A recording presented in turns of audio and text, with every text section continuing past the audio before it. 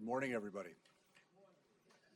Thank you for braving the elements to come here this morning for a discussion on one of, and maybe not just one of, but one of the most dangerous, vexing, and important challenges that the world is facing and that the United States is facing, namely the phenomenon that is metastasizing in many regions of the world of terrorism and violent extremism.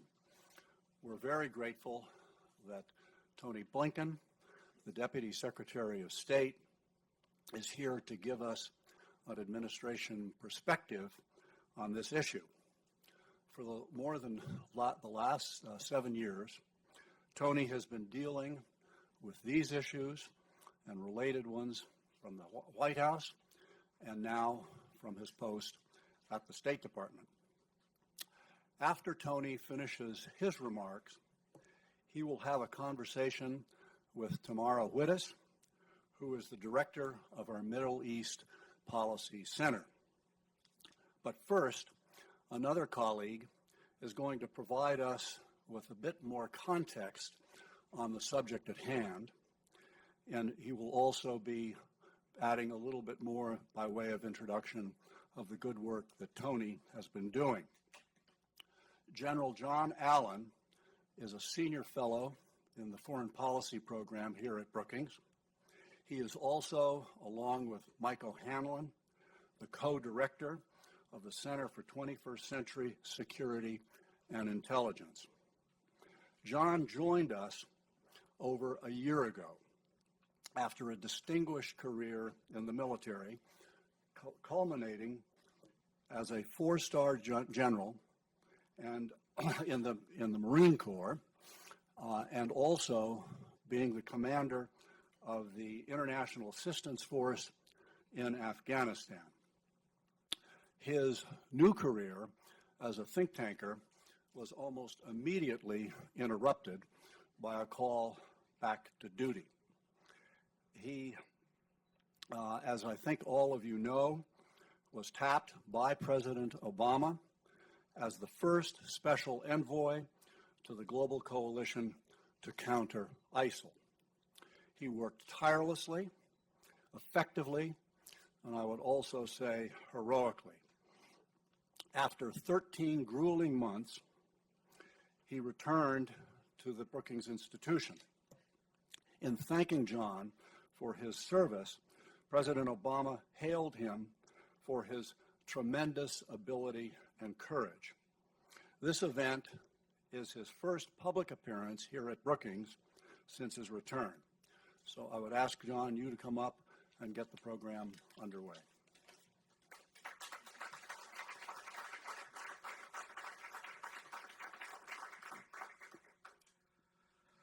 Thank you, Strobe, very much. Tamara, thank you. It's good to be with you this morning. And it is a great honor to be with you all this morning, and certainly to be with our Deputy Secretary of State, the Honorable Antony Tony Blinken, who joins us today to address one of the most important topics of our time, which is countering violent extremism. Our time with him this morning is all too brief, so I'll keep my remarks short. Today, the United States and the community of nations are faced with one of the greatest threats we've experienced since the end of the Cold War: the rise of extremist organizations such as Al-Qaeda and ISIL that directly threaten the stability of our partners, the region of the Middle East, and even our own security here at home. The truth of the matter is these groups are symptoms of a greater problem: the radicalization of thousands upon thousands of men and women with little to no hope and simply dismal prospects. And we know that the journey is often a short one, from radicalization to extremism, and then into the arms and into the ranks of ISIL and other similar groups. Solutions are long-term, and they must transcend the use of military force. If you can imagine that I would ever say that. It'll require U.S. leadership, however, to counter violent extremism in the world community. And properly, the instrument of American power best suited to the long-term solution of this crisis is American diplomacy. Our speaker has already set the conditions and participated dramatically in the summit which occurred about a year ago here in Washington on countering violent extremism, where leaders from around the world gathered to embrace this issue. Indeed, few Americans are better suited to leading this effort than Deputy Secretary Blinken. His truly distinguished public service has spanned now decades and has included long service on the Hill as the Democratic Staff Director of the Senate Foreign Relations Committee, and service to 2 American presidents on the National Security Council, ending as the Deputy National Security Advisor to President Obama and National Security Advisor to Vice President Biden. Deputy Secretary Blinken joined the Department of State on the 16th of December, 2014, and in doing so completed a circle of his State Department and public service employment, which began in 1993. Deputy Secretary Blinken, then, is uniquely qualified to shepherd not only the substantive aspects of the solutions to the challenges we face, he's also at the heart in the State Department of essential reorganizational initiatives to bring about the reality of our long-term solutions. In this, he has exerted true and important leadership, and I have seen it at work. He sees deeply into the future and seeks to change the strategic landscape through the help of exerting American leadership and moving the United States, our partners, and millions of people away, hopefully, from the effects of interminable conflict, injustice, and human misery. And we shall hear more about that today from him. So, ladies and gentlemen, please join me in welcoming a dear friend to the Brookings Institution, the Deputy Secretary of State, the Honorable Tony Blinken.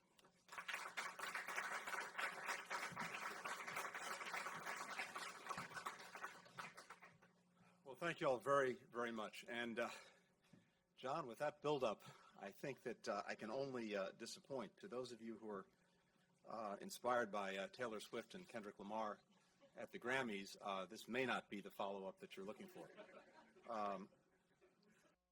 But I do have to say it is a great pleasure, as always, to be at Brookings. It's a great pleasure to be with a dear friend and a great colleague, Strobe Talbot, who never fails to remind me that deputy secretaries had a lot more fun in his day. But then again, he also didn't benefit from the strong bipartisan consensus that we enjoy today, so things have changed. But in all seriousness, Strobe has been an extraordinary friend, a colleague, mentor for many, many years, and I think it's safe to say I wouldn't be here had it not been for that support and mentorship over the years. And John Allen, I think Strobe spoke very eloquently to you. I think there are few Americans to whom our fellow citizens owe so much for the work that you've done over so many years to keep us a little bit safer and a little bit more secure. When the President asked you to build a global coalition from scratch to degrade and ultimately defeat Daesh, you hit the ground running and you never looked back. In 1 year, John Allen put together a coalition of now 66 partners that has brought every political, diplomatic, economic, and military tool down to bear against Daesh, undermining the very foundations of its self-declared caliphate and revealing its cause for the savage lunacy that it is. We would not be where we are in this campaign without its architect and the original driver, John Allen, and it is always a great pleasure, but also an honor to be with you. Thank you very much, John.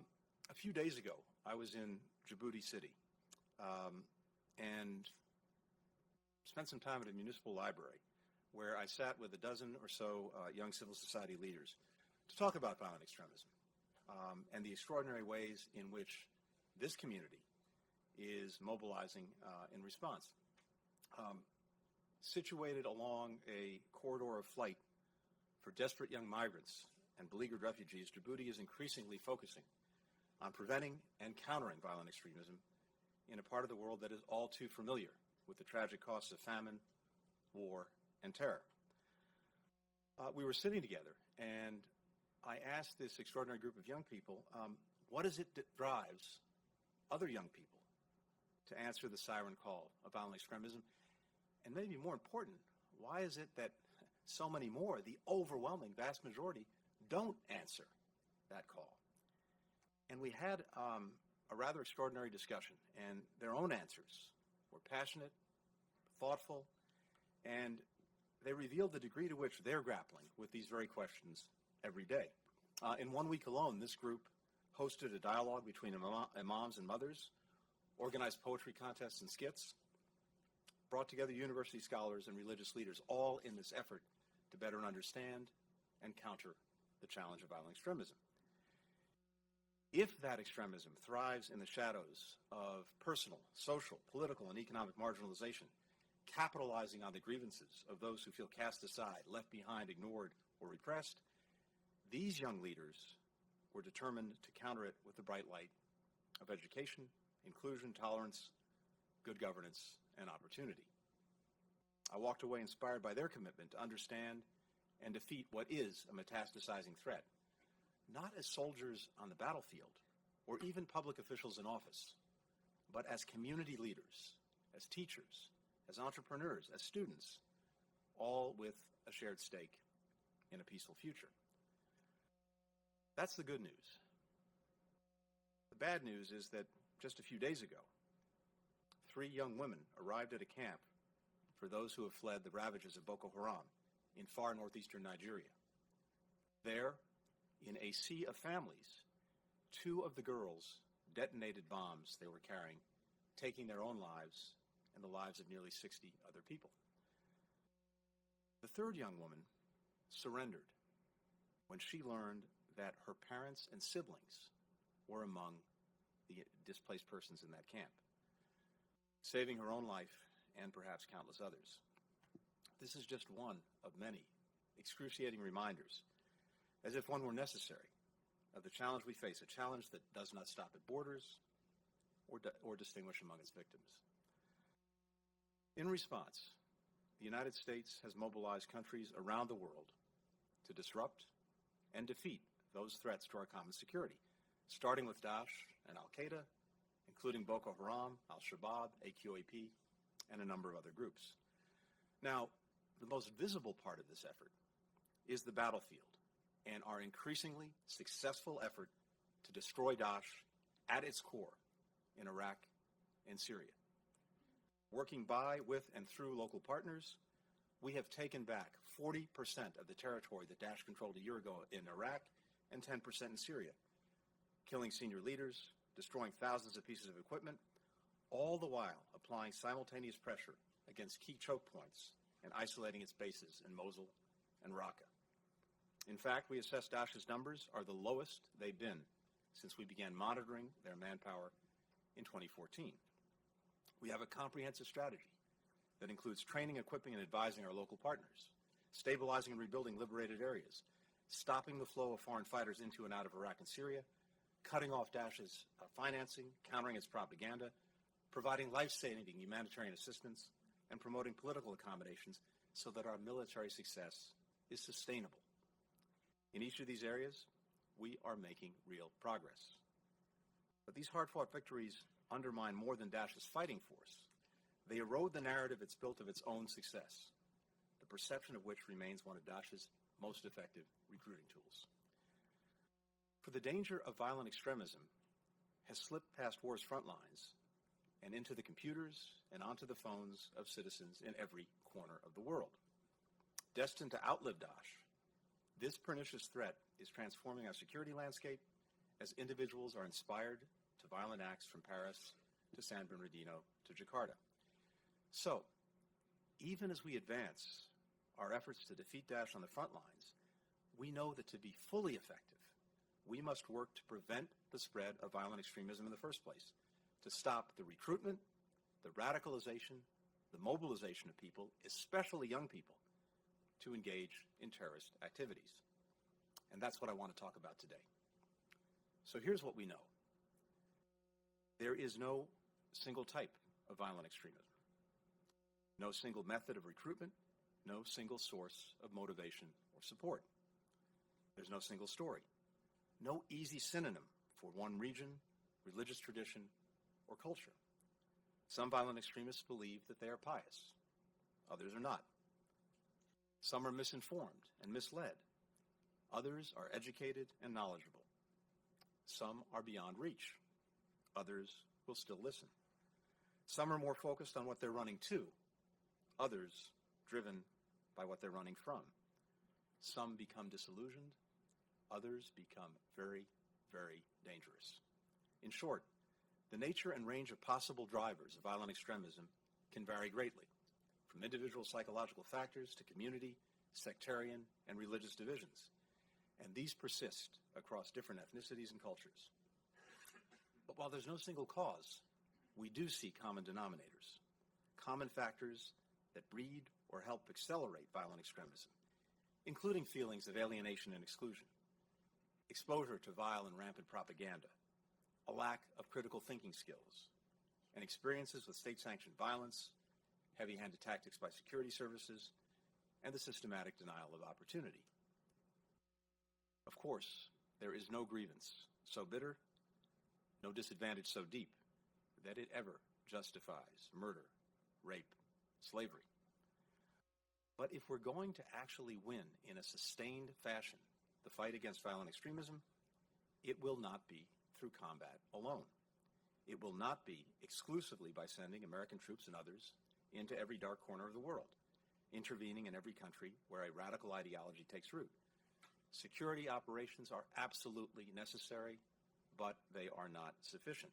As Secretary Kerry has said, this is a fight that over time will be won in the classroom, in houses of worship, on social media, in community centers, at sites of cultural heritage, on the sports field, and within the homes of people in every corner of the planet.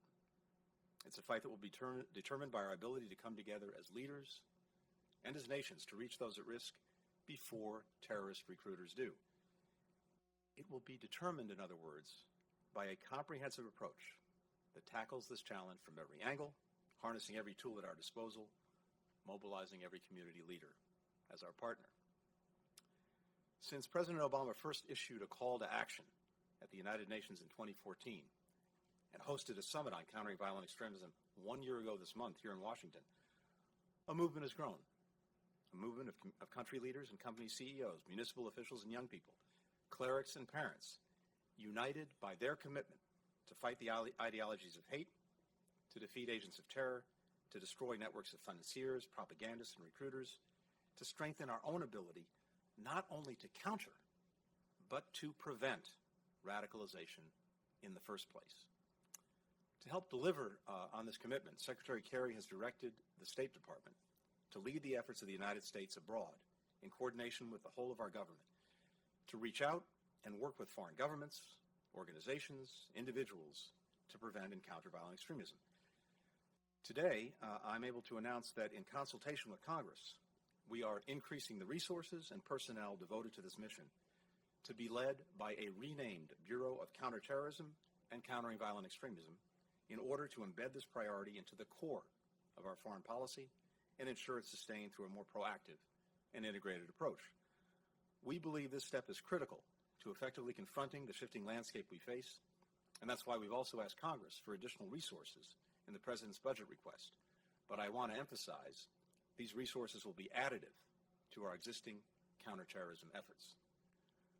Our approach is governed by five core priorities that were first shaped by our discussions at the White House Summit a year ago and are now being refined into the first ever joint strategy by USAID and the State Department on preventing and countering violent extremism.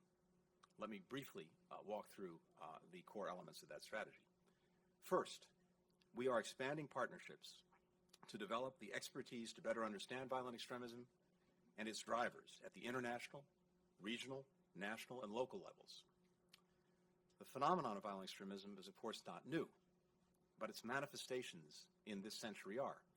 Its tactics, its tools, its reach, especially, of course, through the internet and social media. So we're developing the research and evidence base to shape rigorous and targeted initiatives tailor-made to the communities in which they'll be implemented. Since last year's summit, we've helped establish an independent network of local researchers around the world dedicated to exactly this task. By examining violent extremism in its unique context, We're improving our ability to vigorously measure the effectiveness of our policies and our work to ensure that we understand exactly why something works or why it fails. Thanks to the work of many partners, including Muslim-majority nations, the Global Counterterrorism Forum will release a toolkit this coming September of best practices and strategies that address the complete life cycle of radicalization to violence, from prevention to intervention to rehabilitation and reintegration. We're still learning. It's only a year ago that this conversation really began, and we put that conversation front and center on the global agenda. It's now at the core of our engagements on a bilateral basis, a multilateral basis, with countries as diverse as France, Djibouti, Tajikistan, virtually around the world. We may not yet have full fidelity on the impact of our efforts. It's a work in progress, but we are putting in place the structures and resources to carry forward this effort in tailored, targeted, data-driven, and results-oriented ways. Second, we're working closely with our partners at the national and local level in Europe and around the world to actually adopt more effective policies to prevent the spread of violent extremism.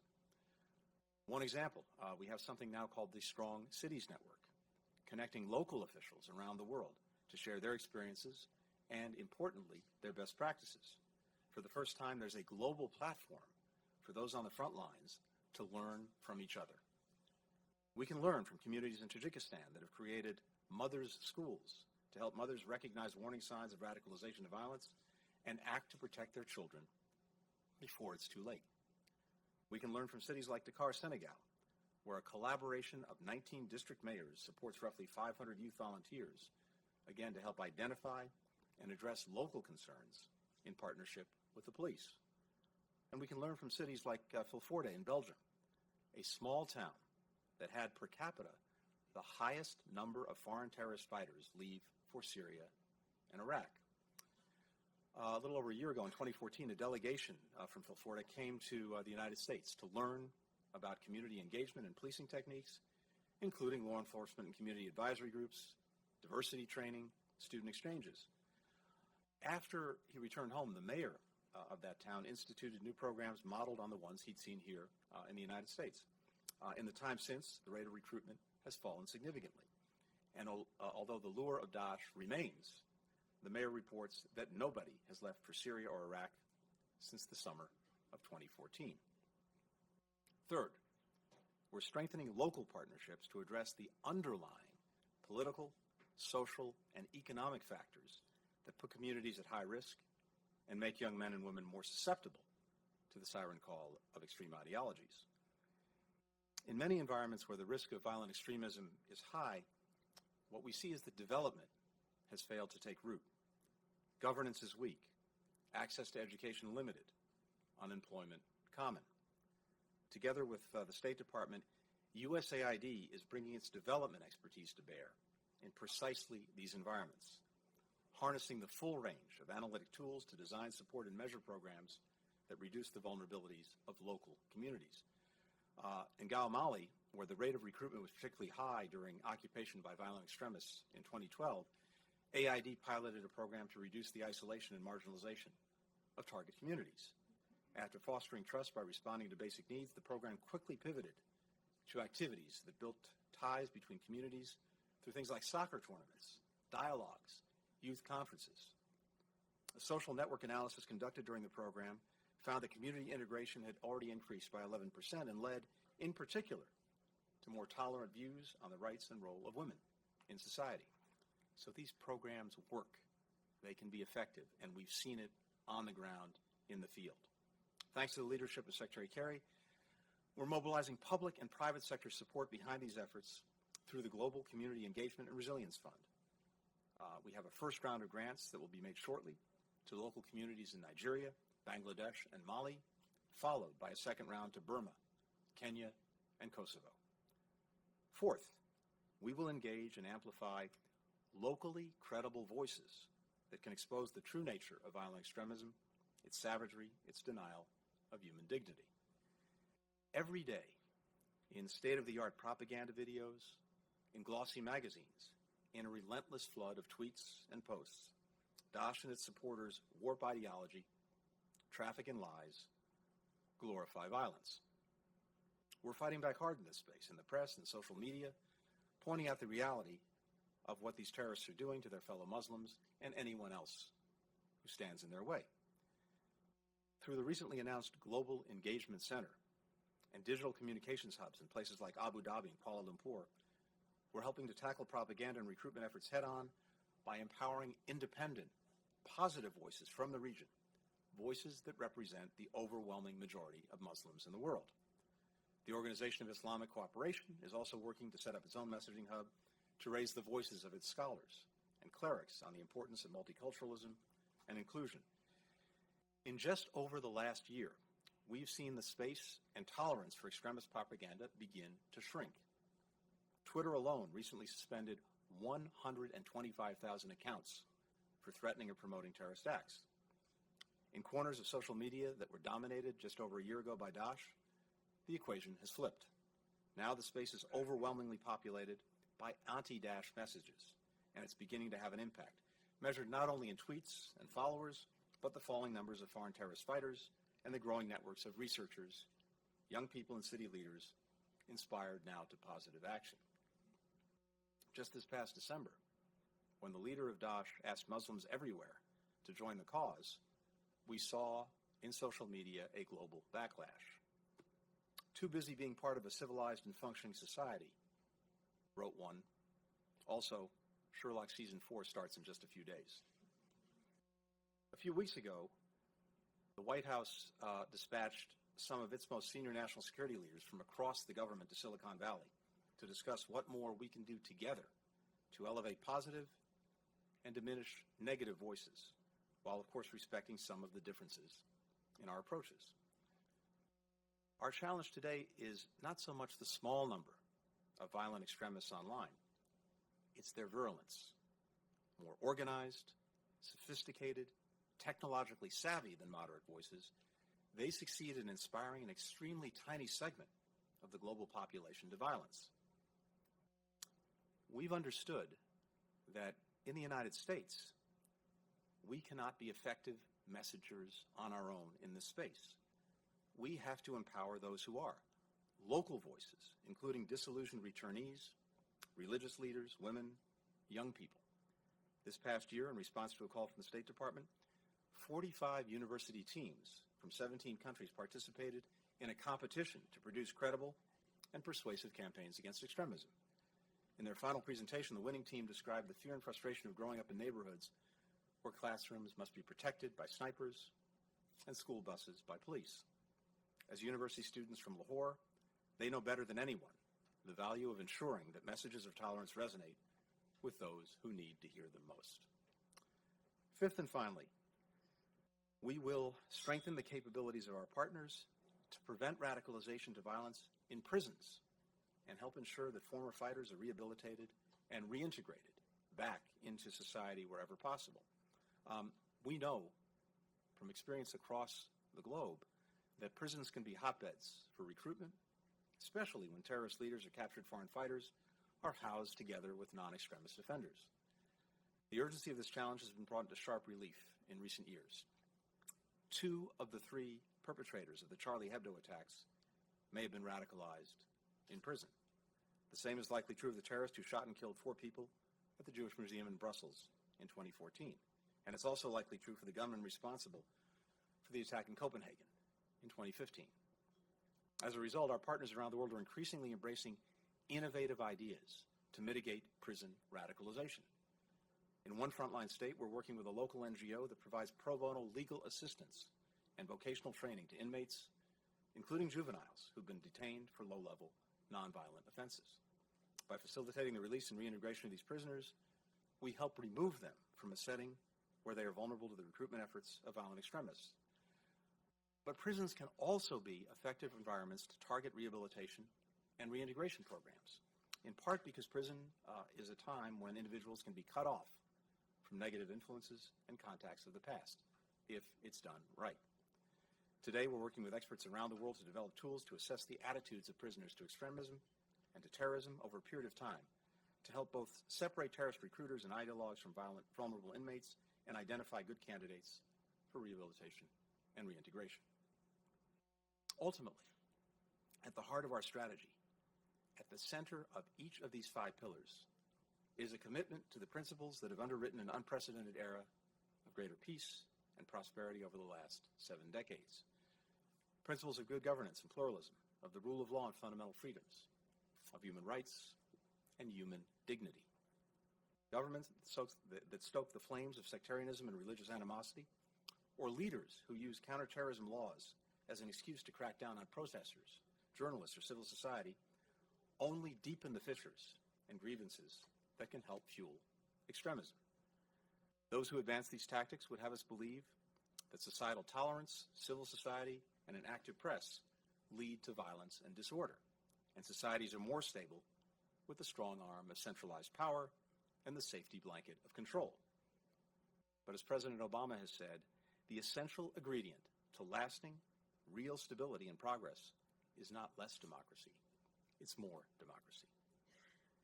It's continuing to invest in a world where the vast majority of people recoil at the action of terrorists and reject the ideology of violent extremists with every fiber in their being. We need to keep it this way, while reaching the very small pool of people who don't. At a time when 2 young women saw no choice, no hope, no chance but to detonate themselves in a crowded haven for vulnerable families, there can be no doubt, no confusion about the gravity of the risk we face or about the firmness of its grip. But what makes these tragedies so agonizing is not our despair at the alternatives. It's our great confidence in them. No child is born to hate. No child is born to kill.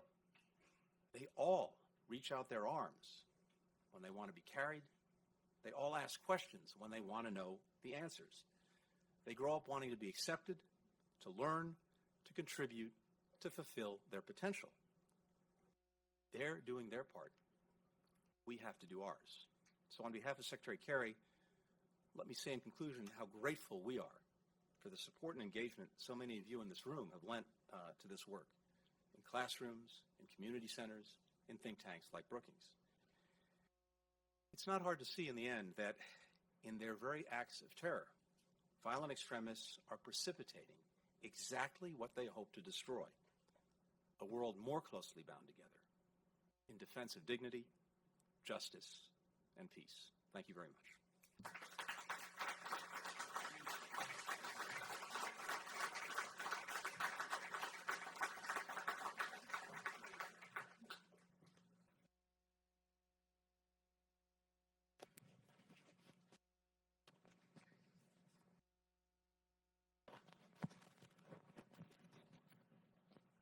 Thank you.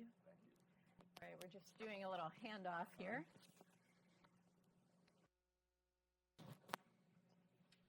Good. All right. Tony, thank you so much for that fantastic overview and for a sense of the connection between the organizational, structural piece of this in the U.S. government and the impact with partners around the world, government and non-government. A lot of people say that countering violent extremism, CVE, is a sort of a fuzzy term. And I think that in your remarks today, you both acknowledged that from a social scientific perspective, it's very complicated, but that doesn't mean we can't get our hands around it. And you gave some specifics on that. That said, I think there is a question about how elastic this term becomes.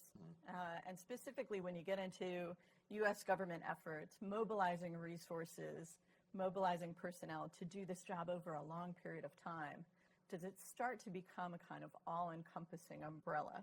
So I wonder if you can respond to some of those concerns or critics about the fuzziness of this term. Sure.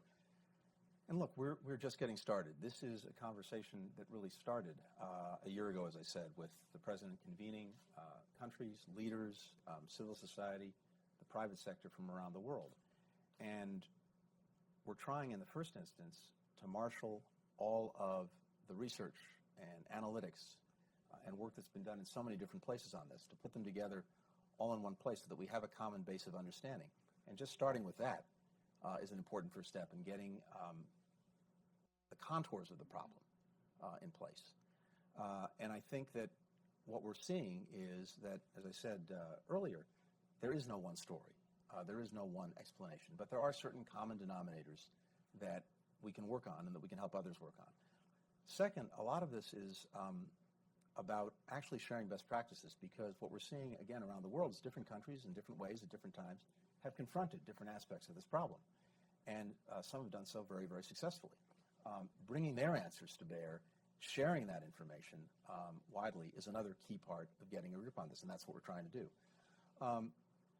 Now, the third piece of it is the one, in a sense, that's more amorphous, because we're also seeing that there are underlying drivers that go to really long-term challenges in a society where, for whatever reason, development has not taken root. And there, of course, we're looking at answers that may be more generational in nature.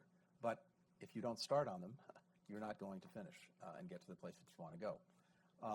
And then finally, the two other aspects of this that have really emerged and popped out are the importance of finding the most credible voices. I think we began thinking that we in the United States and our voice would be effective in combating this problem. And the truth of the matter is it's not.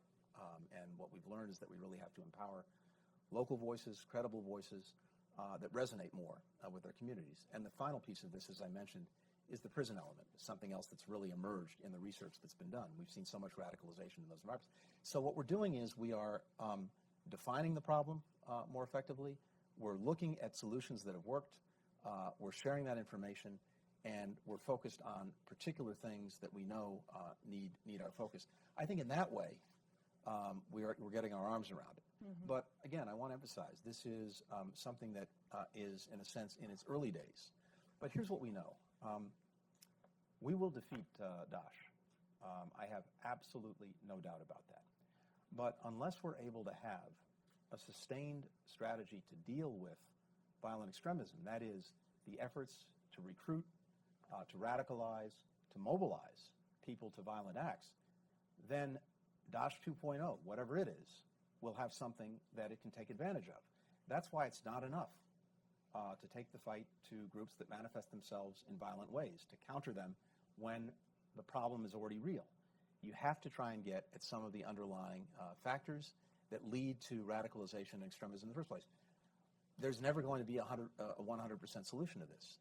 But the more you can squeeze it, minimize it, contain it, the more effective you're going to be. Okay, so you just spoke a bit about the military piece, which, as you said, is the most visible, and you spent the bulk of your remarks on this longer-term effort. But in between, there's also the politics. And from the beginning, the administration has said that military efforts are going to be insufficient on their own to defeat Daesh. Even in Iraq and Syria, there's a political, diplomatic component that has to happen. I wonder if you can start by giving us perhaps a bit of an update, maybe particularly on Iraq, where we haven't heard as much recently. But also, we've all been watching, I think, the very dramatic diplomacy around the Syrian conflict over the last week, watching with dismay the interaction between that diplomacy and what's going on in the battlefield. It feels as though this diplomatic effort in Syria is hanging by a thread. So can you give us the latest on that? Sure. I guess I'd say two things. First, we've of course seen Iraq and Syria as one large battle space because they're fundamentally joined. But let me, for the sake of responding to this question, divide them briefly. In Iraq, as I said, we've seen very significant progress in pushing Daesh back. I mentioned that over the past year, the groups that we're supporting, the Iraqi security forces, the Kurdish Peshmerga, some of the militia, Sunni tribal fighters, increasingly working together with our very strong support and the support of the coalition, have taken back 40% of the territory that Daesh controlled a year ago. Daesh has not been able to engage in any offensive operations since last spring. And what we're seeing is that not only are we taking back territory, but we're doing it in a strategic way, cutting off lines of communication, increasingly increasing the chokehold on Mosul, which is their base in Iraq. And I think we have great confidence that we will succeed in that theater. But it's not enough. There are two other critical elements to make this a sustainable success. First, it's not enough to liberate a town. You have to then stabilize it and rebuild it so that people have something to go back to. That's a massive undertaking. We've seen it work effectively in Tikrit. Now about 85% of the population has returned to Tikrit. We're just getting started in Ramadi, which is an even greater challenge. It's going to take very, very significant resources that the Iraqi government doesn't have, especially with falling oil prices. So there's a real need for the international community to continue to support those efforts. But then the stabilization and reconstruction of liberated areas is not enough either. And here's the really hard part. That is a sustainable political accommodation.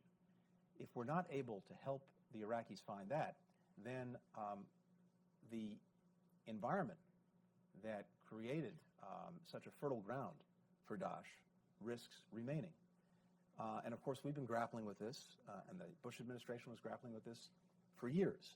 That's going to be the most difficult part. It's really interesting when you talk to Iraqi leaders in all communities.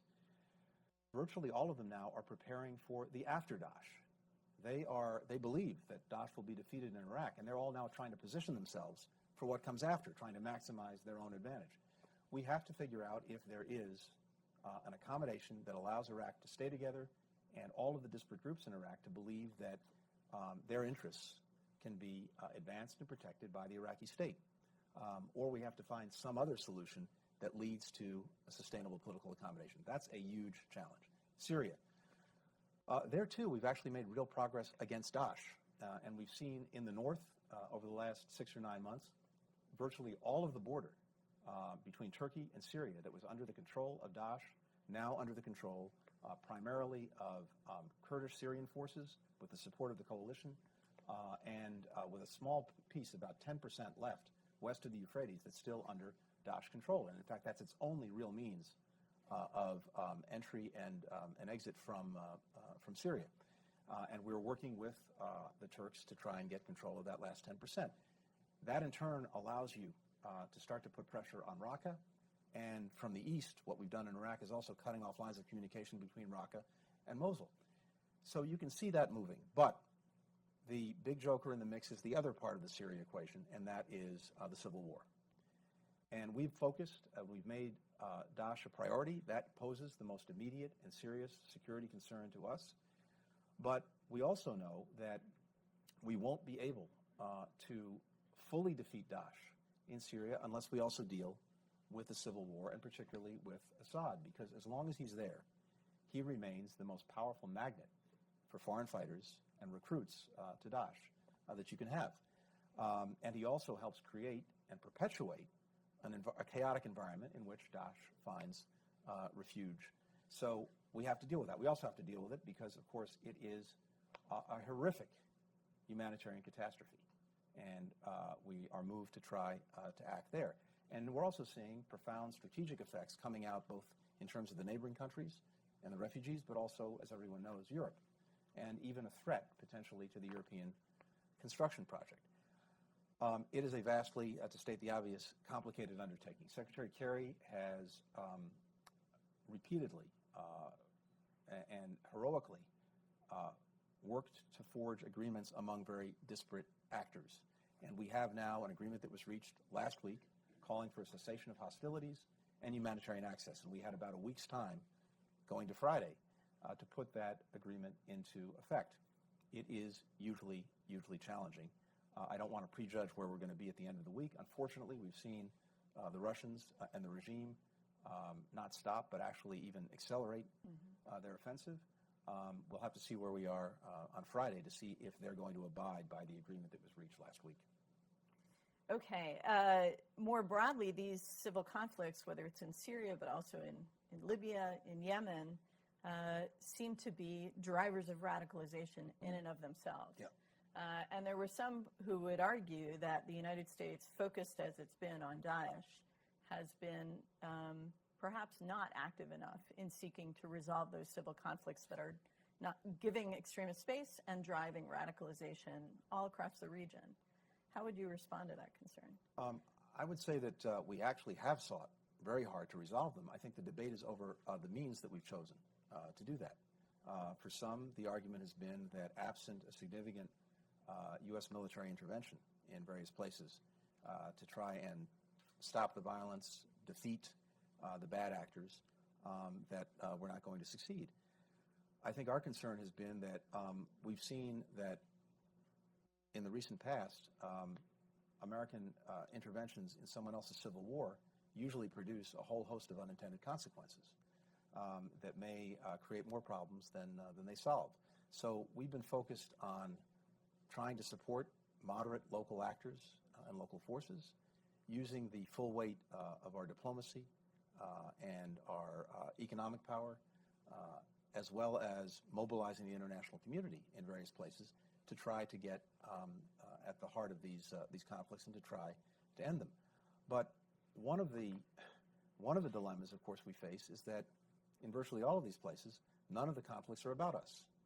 And we have to have a certain degree of humility as we approach them into thinking that we somehow represent a magic solution. I think my friend and colleague, Phil Gordon, goes through the litany of different places where either we've intervened with force, we've intervened without force, or we haven't intervened, and the answer is actually, the result's been virtually the same, whether it's Iraq, whether it's Libya, whether it's Syria. So what we've tried to do is to bring the full array of tools at our disposal to these challenges, not just a open-ended and large-scale military intervention, because then what? The bottom line I think that we've really found is that absent finding political accommodations, nothing you do is really sustainable. And that's the biggest challenge. Okay, thanks. A Brookings plug I have to insert is a new piece that came out in Foreign Affairs just today by my colleague Ken Pollack on the civil wars in the region, the implications for American security, and what more can be done to resolve them. So urge you all to look for that. I'm going to ask you just one more question, if I may, and then I think we may have time to take one or two from the floor. I know you have to be out right at 11.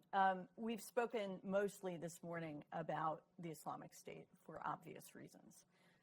But violent extremism goes well beyond the Islamic State, its affiliates, or even Al-Qaeda.